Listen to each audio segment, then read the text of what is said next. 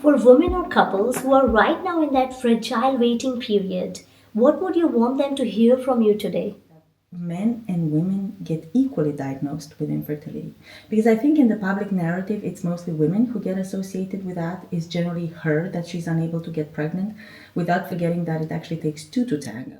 They are part of a bigger majority than they imagine. And if they decide to go for IVF, they should really set their expectations along the time frame that I've mentioned before.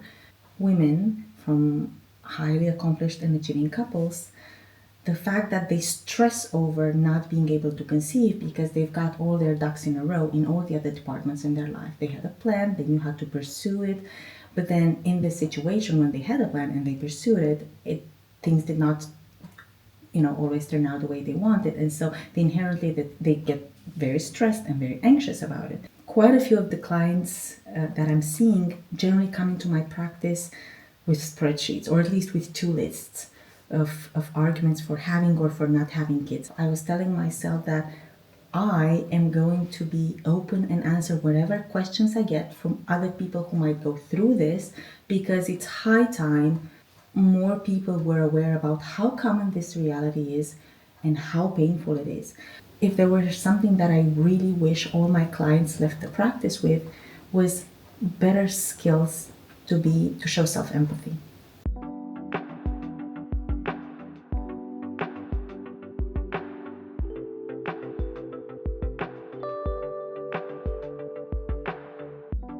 Welcome to Inspiring Women in Switzerland.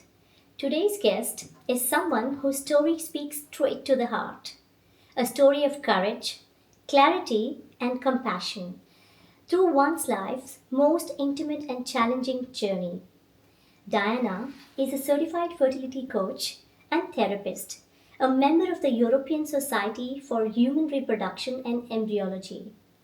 But beyond her impressive credentials, she is a woman who has walked through the uncertainty of cancer, the heartbreak of infertility, and the emotional roller coaster of IVF, and turned that journey into a mission to support others walking a similar path. For years, she's felt torn apart about parenthood, unsure if it was for her, until life forced her to look within. After being diagnosed with cancer at 32, Diana chose to listen to her inner voice, to separate what she truly wanted from how it might happen.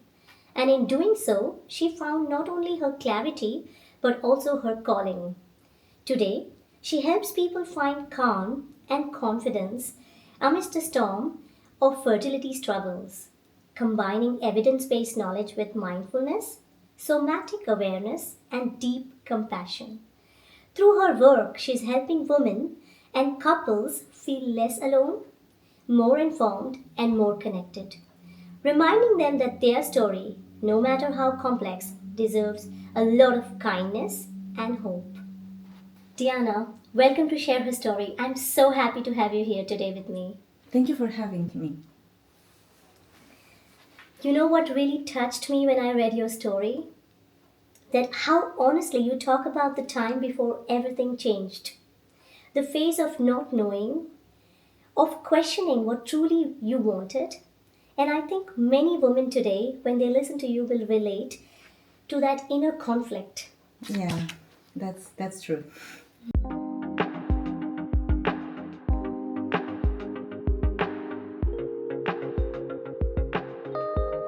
You've shared that for years you felt unsure about parenthood, torn between wanting it and not knowing if it was truly for you. How would you describe that emotionally? At the time I was going through this, I was not really aware of what was going on. Um, it's generally in hindsight that we get to realize what we've been through. At the time, I was having a successful career in communications. I loved my job. I loved what I was doing. I was extremely invested. But I was starting to feel the biological clock ticking. And I've always thought that that's a bit of an urban myth. But in my case, getting closer to, let's say, 35, I could definitely sense something ticking in the background. And so I'd reached a point where I was very confused about the next step. On one hand, I had a very successful career and I did see myself able to go ahead and climb, let's say, the career ladder in the company that I was working for. On the other hand, I had the example of the family that I grew up in and the families of other friends around me, and that involved having kids. So internally, I was torn between, yeah, which direction do I go? Because I couldn't possibly imagine that this could be blended. Uh, like I said, it was an intense time, but as always, I've been a fan of just going ahead and proceeding with something and perhaps later regretting it than not going for it at all. That's my mantra in pretty much everything I'm doing. I think whatever you said is so relatable. Sometimes we overthink so much of what's right than what is actually true. And then in your case, life made a question for you that you had to choose between career and motherhood. Was it a sense of urgency did you feel at that age? I wasn't even aware that it might involve choice. You know, I had naively thought from the outset that all the people out there who are just saying that they can't blend career with motherhood are just people who have really poor time planning skills. Now I'm a little bit more humble looking back. I do have to say that I'm realizing now that I'm a mother, the social constructs and the culture and social setup does make it much more challenging to be able to pursue both these options at the same time. But with the right help, it's not impossible. However, it is much more challenging than I had anticipated. That's a given. And I have seen this in the several countries where I've lived. It's not happening in one specific culture. Perhaps it's more prevalent in one culture than another, but it's certainly a given reality, I'd say pretty much everywhere.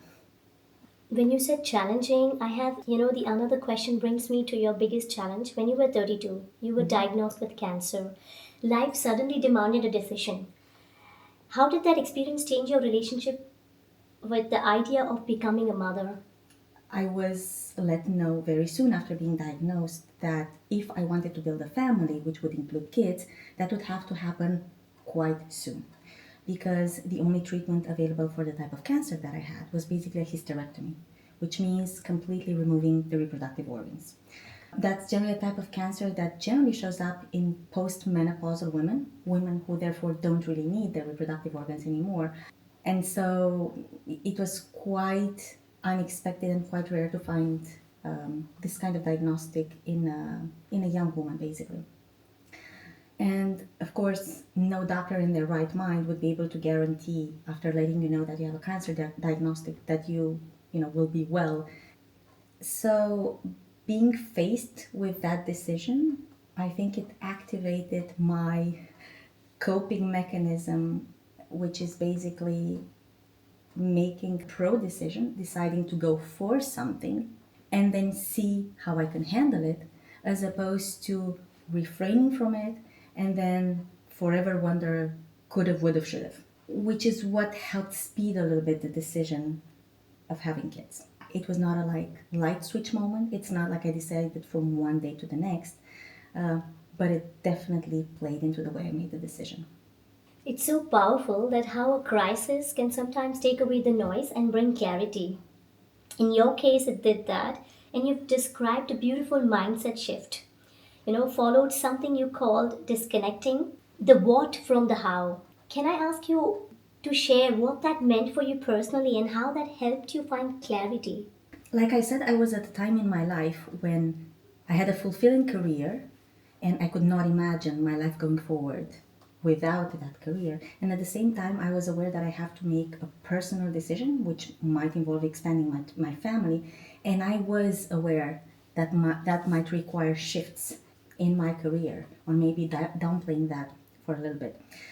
What was making it difficult for me to just go and say straight, okay, I'm going to park my career for like a couple of years from now, go ahead, have kids, and then return to my career, was the fact that I couldn't really marry in my imagination the idea of being so invested professionally, which of course required a certain amount of time, with also being invested as a parent, which I anticipated would require a lot of time.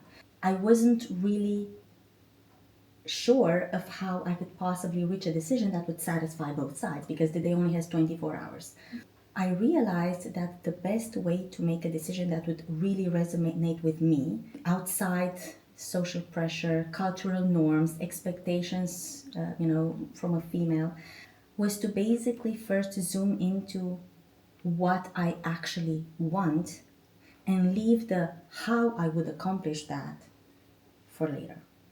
It was not easy to zoom on the how because, just like I said, there's so many prompts surrounding us about what's the expected road for a female who is in her 30s, well accomplished professionally. And that pretty much involves having a family which is more than just two adult partners. But I was able to really shut down the external noise to a certain extent, which allowed me to actually decide that, yeah, I would be much happier knowing that I went for this, the decision to have kids, than just not do it. And once I was sure about it, and my body was very much resonating with this decision, it was not just a mental decision made based on a spreadsheet of advantages and disadvantages. I then felt free to go to the second part of the decision, which was how I was going to accomplish that.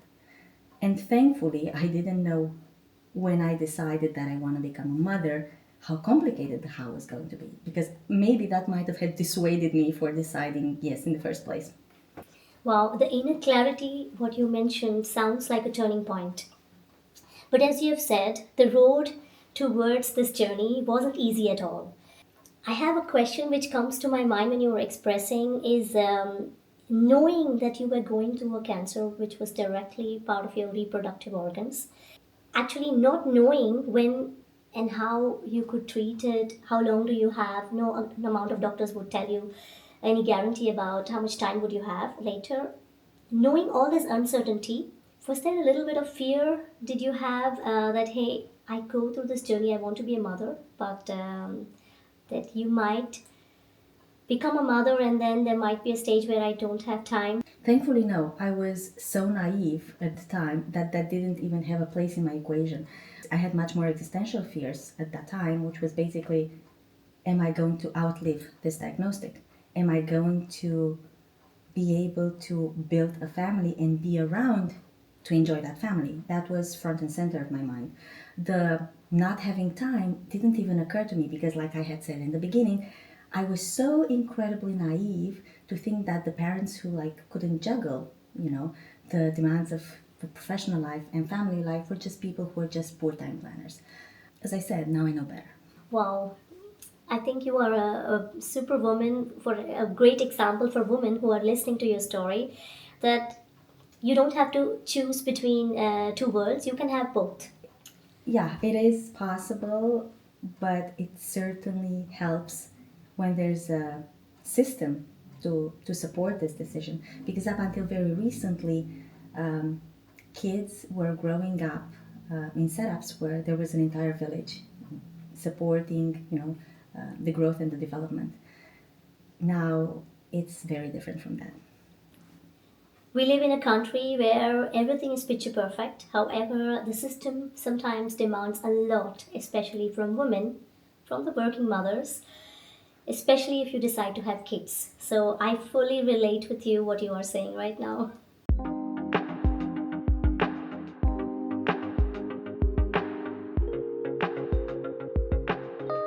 Once you have made that decision to pursue parenthood, you entered a completely different chapter, filled with IVF cycles, losses, and so much uncertainty.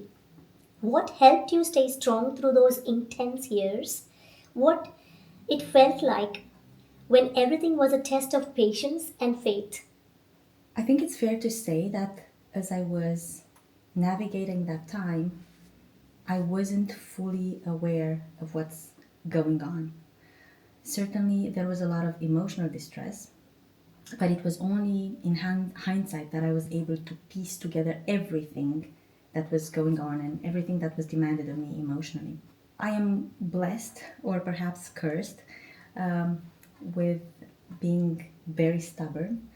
So I think it was my dogged stubbornness that actually took me through this, because it's been a process filled with grief, filled with loss, filled with zero guarantees, because something that it's probably not very well known is the fact that even though IVF, in vitro fertilization, is the infertility treatment with the highest success rate, not everybody is going to get out of treatment having a kid, because the success rate is not 100%. So that basically meant that during those times, my partner and I, we had to go through a process where we went through grief, we went through miscarriages, and we had to persevere despite any guarantees of success. That can be quite destabilizing for people who have had one miscarriage. I know from the clients who went through that, it's quite heavy to keep going on even after one. In our case, we had 6. So being able to regroup, I think, was made possible by the fact that I had a partner alongside me who wanted to become a parent as much as I did. Was also in part possible thanks to the commitment that I'd made to this goal. I knew that I wanted to be a parent. I was also keenly aware that I have a limited time frame for that. And also I was able to take this journey by just taking one step in front of the other and looking at the whole process as something that is achievable and something that has completely, let's say, changed the way I approached it and made it seem much more possible to have a positive outcome in the midst of all the loss and the grief, was one fantastic doctor who had told me that I should only look at the treatment as a sum of 3 rounds of IVF, because perhaps not, it's not very well known, but the success rates for this kind of treatment are cumulative. And research has shown that people have the highest success rate of taking home a child after 3 rounds of treatment. If you don't know this from the beginning, it's very easy to let yourself be overwhelmed with grief after every setback, after every loss, which, by the way, is an inherent and very common occurrence in most fertility treatments. So because of that reframing, knowing that despite losses, I still had a decent number of trials to go for, is actually what also helped me engage and positive. Wow, it's incredible how much silent strength these years which you went through demanded of you and your partner. And yet you've said that infertility, whatever you told me just now, is so invisible to many, whatever you went through your journey, and people rarely know what it's like unless they have lived it. For women or couples who are right now in that fragile waiting period, what would you want them to hear from you today? The first thing that I would like them to hear is that they are part of a bigger majority than they imagine. Actually, the World Health Organization mentions that 1 out of 6 people out there in their active years are struggling with infertility. That's huge. That's a huge number. And the fact that there's so much stigma and so much silence around it makes it even more difficult to handle for the people who find themselves in that reality. The second thing that I think it's important to hear is that men and women get equally diagnosed with infertility. Because I think in the public narrative, it's mostly women who get associated with that. It's generally her that she's unable to get pregnant, without forgetting that it actually takes 2 to tango. And she might not be able to get pregnant, maybe not because of her. So that would be the second part. The third thing would be to know that if they consider going for treatment, if they decide to go for IVF, they should really set their expectations along the time frame that I've mentioned before. Think of it as a succession of treatments, not and do not get yourself kneeled by the first insuccess that you might stumble upon. Do know that insuccess, grief, and failure is actually very common. And perhaps a fourth thing would be to share the fact that thankfully, research shows that stress is not one of the reasons why treatment failed. Because in my practice, I've heard so many times from high achieving women, from highly accomplished and achieving couples, the fact that they stress over not being able to conceive because they've got all their ducks in a row in all the other departments in their life. They had a plan, they knew how to pursue it, but then in this situation when they had a plan and they pursued it, things did not always turn out the way they wanted, and so they get very stressed and very anxious about it. And then what happens is that these very people get stressed and anxious about being stressed and anxious, thinking that, oh my god, this is going to impact my chances of becoming pregnant. Just to set expectations clear, please know that stress and anxiety in themselves are not linked to miscarriage or the inability to conceive. Wow, I think you clarified the biggest misconception which a lot of people hear today. When you were explaining beautifully, I could actually feel you talking to your younger self. You've once spoken about longing for a tribe, a group that truly understood what you were going through. What did that loneliness teach you when you were going through this IVF cycles, and how did it inspire your current work? It's not a surprise that speaking about infertility and the inability to conceive is painful and generally done in hushed tones.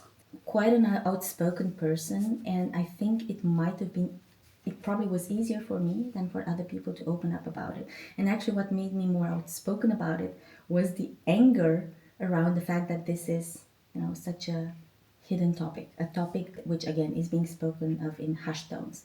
So while going through that journey myself, I was telling myself that I am going to be open and answer whatever questions I get from other people who might go through this, because it's high time more people were aware about how common this reality is and how painful it is.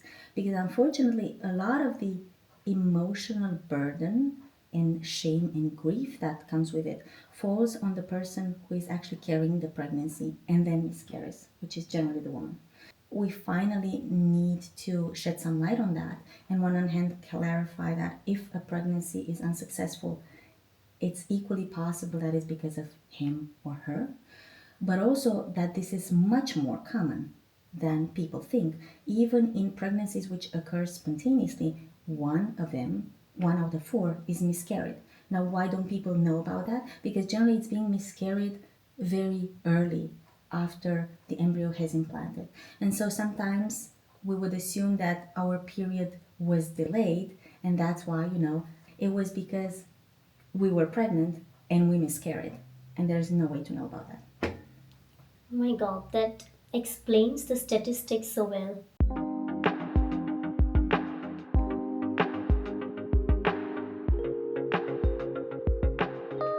When you were going through that difficult period, you made a promise that you one day will create that safe space for other women who are going through this today.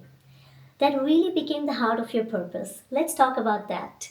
I think it's important to mention that what made me even more adamant about creating a tribe was that a big part of my fertility journey happened as I was traveling or relocating for work.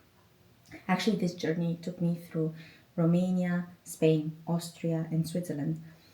And so you can imagine that if it's difficult to find people to confide in while you're in your home country, in your ecosystem, surrounded by friends and acquaintances, it's so much more difficult to do this away from that bubble. Because resilience and the ability to forge ahead despite failure is also being fed by the support you're getting from those around you, it becomes even more meaningful to be able to access that support somehow.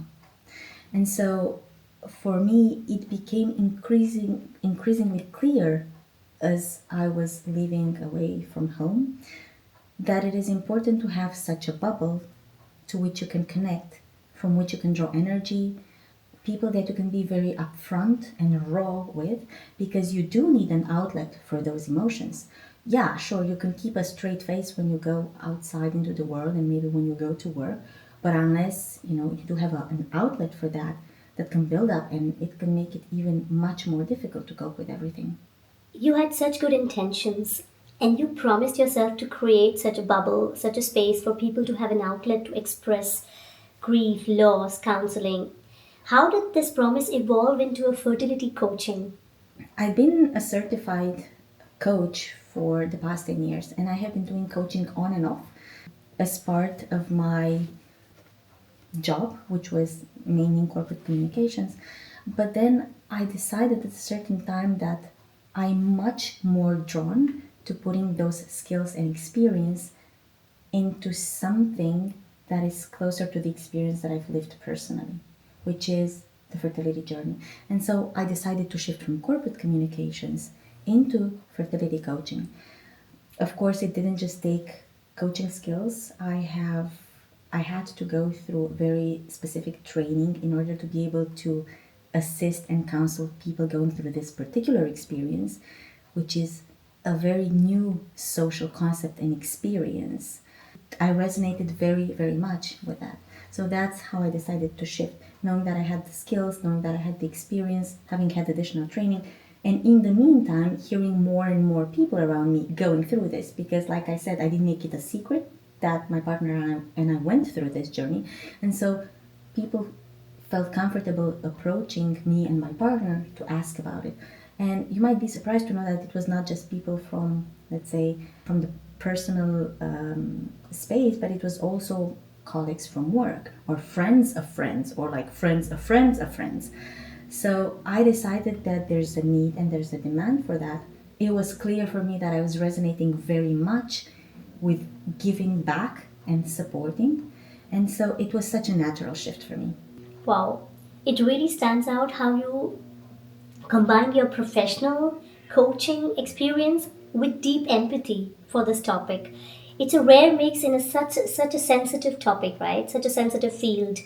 What do your clients often discover about themselves through the process when they come to you with such a sensitive topic, and you are coaching them?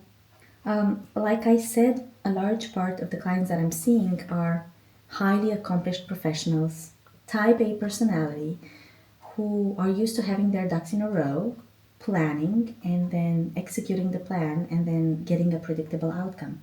And what they discover in this process is that they cannot control it, or that they can only control a part of it. They can control what they do, but they cannot control the outcome. I do identify with that profile. I would say I'm a type A personality. I'm a go getter. And as my diagnostic, or actually the diagnostic that our couple got, was idiopathic infertility, which basically means the doctors could not identify why we were not able to conceive. It made it even more maddening, because if you know that you have a problem, you're zooming in on a solution pertaining to that problem. But if you don't know what problem you have, it seems that everything can be a problem or not, and you don't even know where to start from addressing that problem. So it made me very humble in that department, and it emphasized how much a very important part of our life, the desire to have kids, can be very much out of our hands, even with the best intentions, even with the best of planning. That is a very refreshing perspective. You're bringing logic and heart together, and you're comparing the real life personalities, real life circumstances into what you actually do. I loved a line you wrote in one of your articles on your website. Clarity and relief often starts as a felt sense in the body. Could you explain that for someone new to mindfulness or somatic work? And how can the body become part of healing when the mind feels so exhausted? That's a fantastic question. And I will start off by saying that in this day and age, we're very much prompted to make decisions exclusively based on rationality. And I'm not saying that's bad. Obviously, there's a reason for that, and thank God we have a prefrontal cortex for that. But what we have forgotten is that up until quite recently, our body was very much a part of the decision making process. And by body, I mean everything that's below here. To give you an example, let's say maybe a couple thousand years ago, we were in the jungle or maybe perhaps our male counterparts were in the jungle hunting, hoping to bring home the deer or whatever we needed to eat. And then all of a sudden, maybe they had a hunch. They had a hunch that they are going to be attacked. There was nothing in sight, but they did have a strong hunch. And then perhaps when they turned over, they saw a saber-toothed tiger about to attack. Now, this was not a rational realization because the tiger was behind. Most likely, the body had picked on the fact that maybe all of a sudden the birds were no longer singing, maybe the wind had stopped blowing, and then they could maybe hear some footsteps approaching. But it was not a logical decision-making process. And if it were not for that hunch in the belly to tell them to turn around and perhaps act very fast upon that, they might have become the meal of the saber-toothed tiger. And that's what I'm trying to bring into the equation of the work that I'm doing. The fact that the mind and the body do not have to exclude each other in this decision, but ideally they would work together.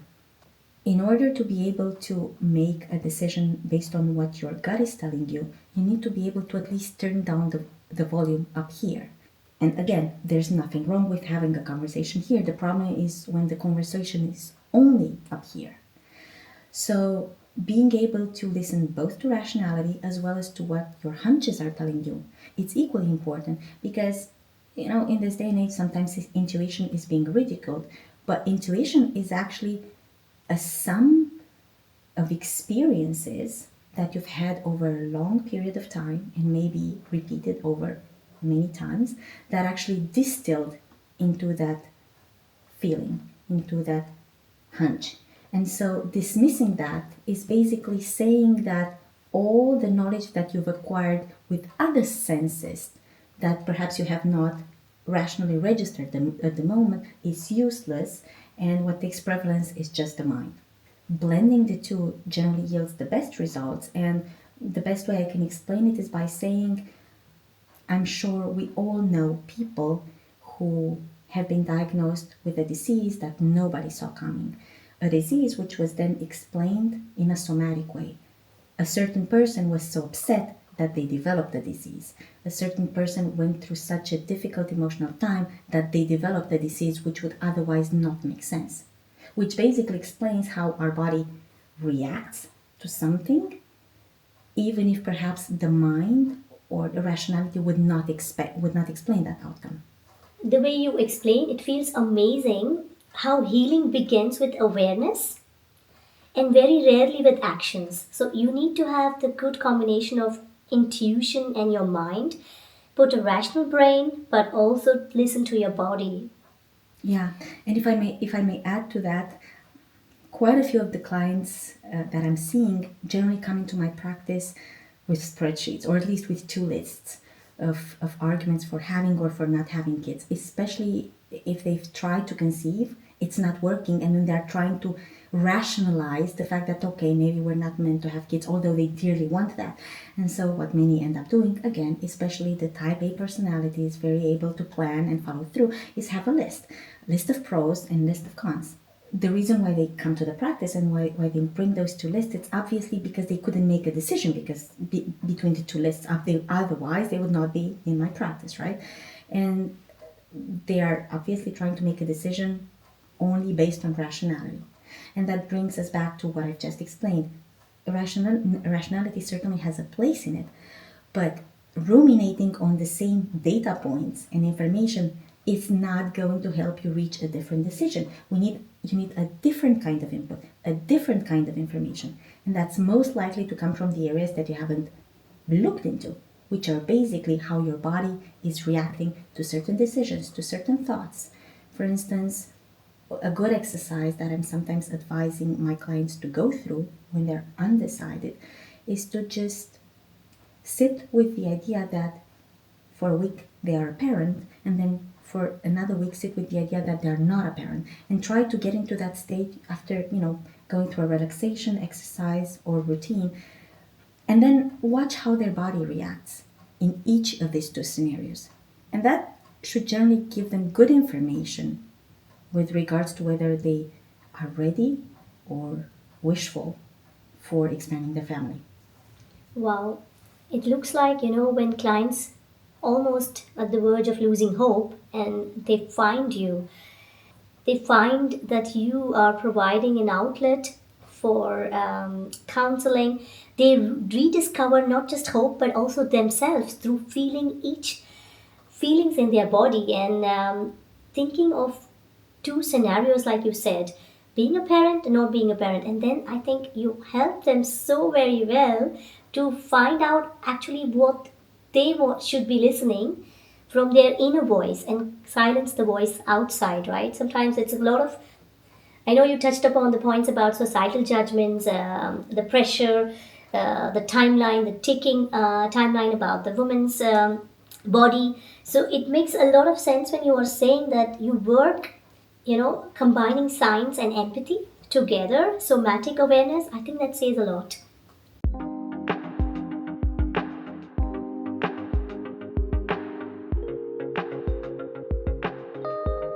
Listening to you, I feel like your journey isn't about becoming a parent, it's about becoming whole again. Looking back now, what has this entire journey from cancer to motherhood to coaching taught you most about yourself? What I've learned along this journey is that sometimes you cannot get access to all the answers just by thinking things through, just by making lists, or just by making decision trees. Sometimes you need to get access to and listen to another kind of information, which sometimes might be more subtle than we're used to getting access to. So that was one. The second is to accept, again, as a type A personality, this was very difficult for me, that we cannot control everything. Even with the best intentions, even with checking in all the boxes of a process, there's still a good chance that we might not get what we want. And personally, what soothed me and made me accept the possibility of things not working out is knowing that I gave it my best and I did everything that I could. These were two, let's say, of the biggest learnings that I came out of this process with. There is so much wisdom in what you said about surrendering and being compassionate to yourself. And for the people who are still in the waiting, this is a powerful message that they can still hope for a miracle, but also be kind to themselves when it doesn't work out. Exactly. I couldn't emphasize enough the self-empathy element because so often we're much more willing to expand understanding and empathy to anyone around us except ourselves. And I'm sometimes seeing clients who are being so harsh on themselves for maybe being too emotional during treatment or for maybe seeing that their body failed them in the process, although it's not something that they actively did to themselves. If there were something that I really wish all my clients left the practice with was better skills to show self-empathy. Every time you are saying something so beautifully, I can really imagine that it's a message from current Diana to the younger version of Diana who would have loved to hear these words when she was in that situation. I think that's very well put. If you could go back to that 32-year-old Diana standing at the edge of this journey, what would you whisper to her? The first thing that I would say is that be grateful that you don't have to control everything. Thankfully, not everything is in our hands, and I suspect that would give younger Diana a sense of relief and the ability to perhaps enjoy her life during that journey a little bit more. Because for a while I did zoom in on the outcomes and on the process that I had gotten tunnel vision. And for a while I was unable to, let's say, enjoy other aspects of my life, such as hobbies, friends, or free time, which is not dedicated to overthinking about expanding my family.